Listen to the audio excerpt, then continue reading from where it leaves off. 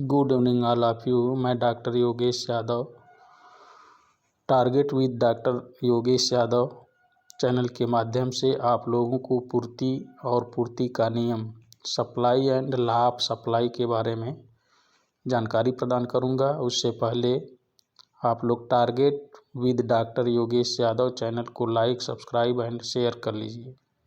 अब हम बात करते हैं पूर्ति, सप्लाई की।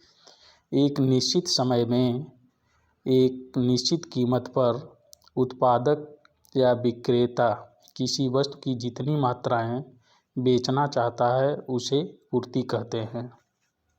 या पूर्ति का आशय किसी वस्तु की उस मात्रा से है जिसे उत्पादक एक निश्चित समय तथा एक निश्चित कीमत पर बाजार में बेचने को तैयार होता है। अब हम आगे बात करते हैं पूर्ति का नियम, लॉ ऑफ सप्लाई की। जब बाजार में किसी वस्तु का मूल्य बढ़ता है तो उसकी पूर्ति भी बढ़ जाती है, और इसके विपरीत जब मूल्य घटता है तो पूर्ति भी घट जाती है। यदि अन्य बातें समान रहे तो से आशय है कि उपभोक्ता या उत्पादक की आदत, रुचि और व्यवहार में किसी भी प्रकार का परिवर्तन नहीं होना चाहिए। यह साइलेंट होता है, इसको लिखा नहीं जाता है। अब पूर्ति वक्र में ऐसा क्यों होता है कि वस्तु का मूल्य बढ़ता है और पूर्ति भी बढ़ती है? क्योंकि जो विक्रेता होता है जब उसको ज़्यादा प्रॉफिट होता है। क्यों होता है? जैसे बाज़ार में 50 रुपये प्रति किलो सेब है और वह सेब बढ़ कर के 75 रुपये प्रति किलो हो जाए तो जो उसको बेचने वाला है जितना स्टोर करके रखा हुआ है सेब वो पूरा का पूरा बाज़ार में ला देगा।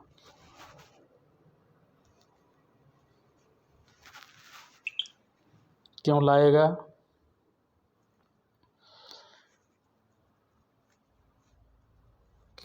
क्योंकि उसको 50 रुपये बिक रहा था, अभी एकाएक 25 रुपये का प्रॉफिट होने लगा, यानी 75 रुपये हो गया।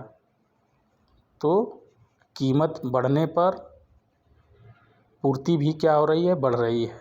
दोनों पक्ष बढ़ रहा है, यानी कीमत भी बढ़ रही है सेब की, और जो उसको बेचने वाला है जितना सेब रखा है कीमत बढ़ने की वजह से पूरा का पूरा बाज़ार में ला दिया।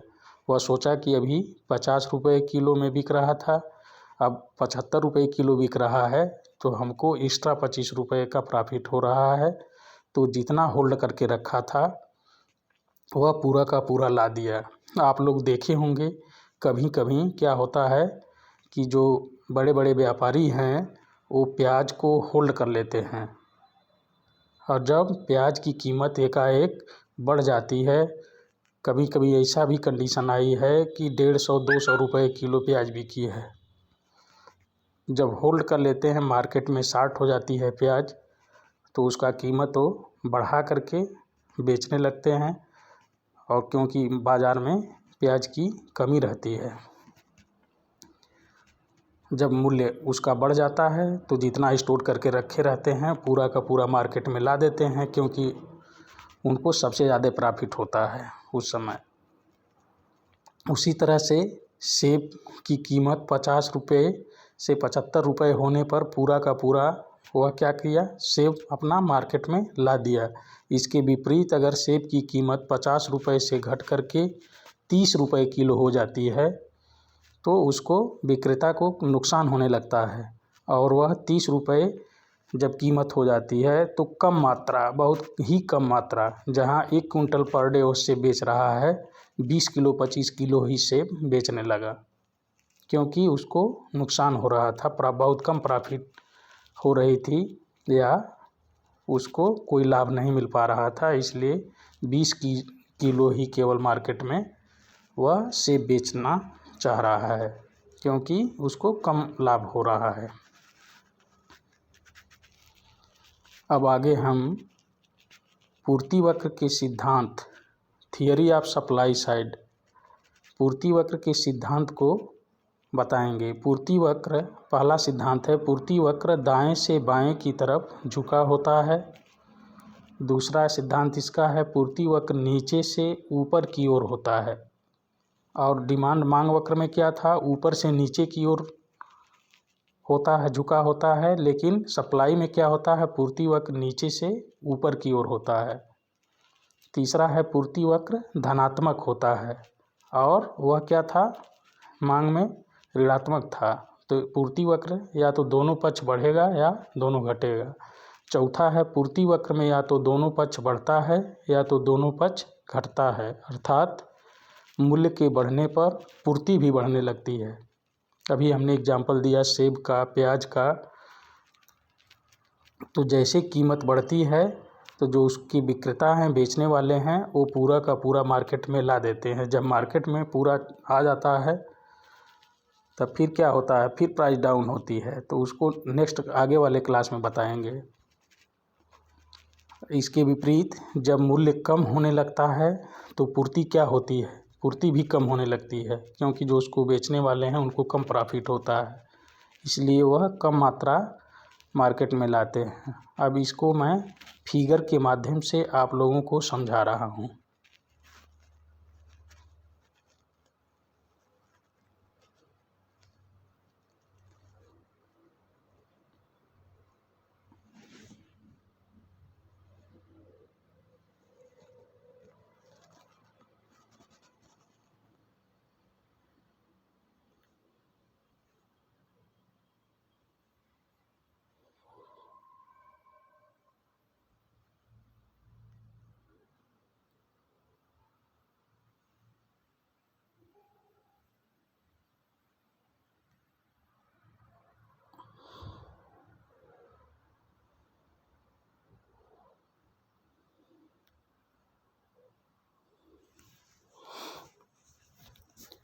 OX अक्ष पर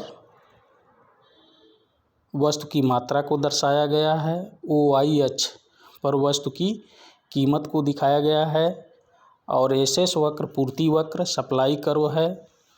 अब जब OM मात्रा वस्तु की थी तो उस पर यानी कम मात्रा OP कीमत पर, जब वस्तु की OP कीमत थी तो OP कीमत क्या थी, कम थी। OP कीमत पर कितनी मात्रा मार्केट में ला रहा है विक्रेता, OM मात्रा, क्योंकि कीमत कम है। और जब OP कीमत बढ़कर के OP1 हो जाती है तो जो विक्रेता है वो OM मात्रा से अधिक OM1 मात्रा मार्केट में लाता है। क्यों लाता है, क्योंकि उसको जब कीमत बढ़ जाती है तो ज़्यादा लाभ होता है, ज़्यादा प्रॉफिट होती है, इसलिए वह ज़्यादा मात्रा में मार्केट में अपने प्रोडक्ट को लाता है या बेचता है। Thanks all of you.